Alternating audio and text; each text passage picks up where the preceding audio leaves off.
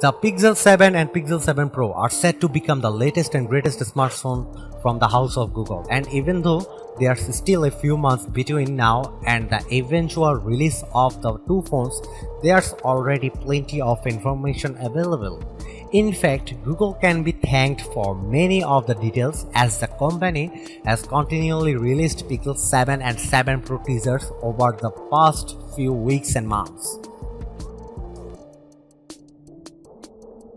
The Pixel 7 and 7 Pro are shaping up to be great phones and arguably the best options for anyone looking to pick up an Android phone in late 2022 or early 2023.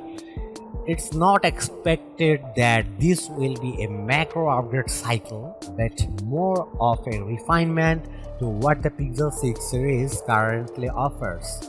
The Pixel 6 series was initially plagued with various bugs and issues, and while it is hoped that Google will offer a smoother experience this time around, that might not be the case. Yes, some of the various Pixel 6 variants will likely be ironed out with the Pixel 7 series, but this is Google and a new operating system version with various tweaks, all of which likely means there probably will be some teething problem at first, considering the initial grievances experienced with the Pixel 6 under-display fingerprint sensor.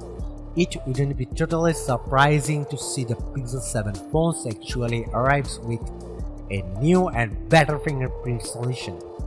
The major question all this raises is whether those with a Pixel 6 or Pixel 6 Pro should upgrade to the newer models when they are released.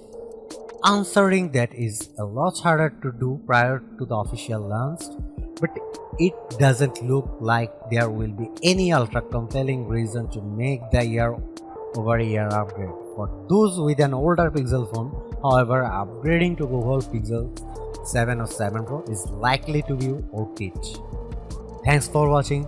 See you in the next video. Peace.